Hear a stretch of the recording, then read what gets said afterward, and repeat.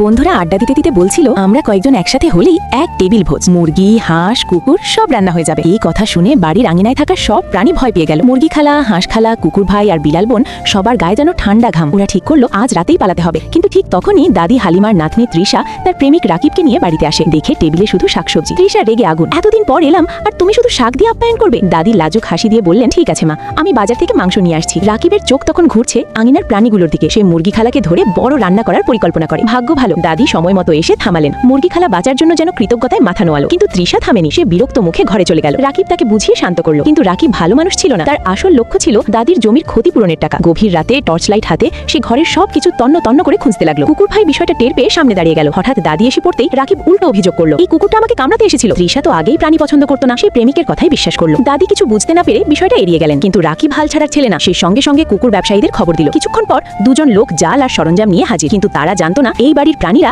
একা না, ওরা ঐক্যবদ্ধ। প্রথমে মুরগি খালা উড়ে এসে এক লাথি মারলো। তারপর হাঁস খালা ডানা মেলে ঝাঁপিয়ে পড়লো। ওরা মাটিতে পড়তেই কুকুর ভাই ঝাঁপিয়ে দাঁত বসালো। শেষে বিড়াল বোন নখের এক ঝটকায় আঘাত করে সরে গেল। দুজন লোক রেগে গিয়ে জাল বের করলো। প্রাণীরা ছড়িয়ে পালাতে লাগলো। যখনই তারা কাউকে ধরতে যায় নিজেরাই হোঁচট খেয়ে পড়ে। কিন্তু হঠাৎ দেখা গেল তারা আরো একজনকে ডেকেছে। এই নতুন লোকটা এসেছে পেশাদার সরঞ্জাম নিয়ে। এরপর কি হবে? লোভ কি জিতবে নাকি ঐক্য?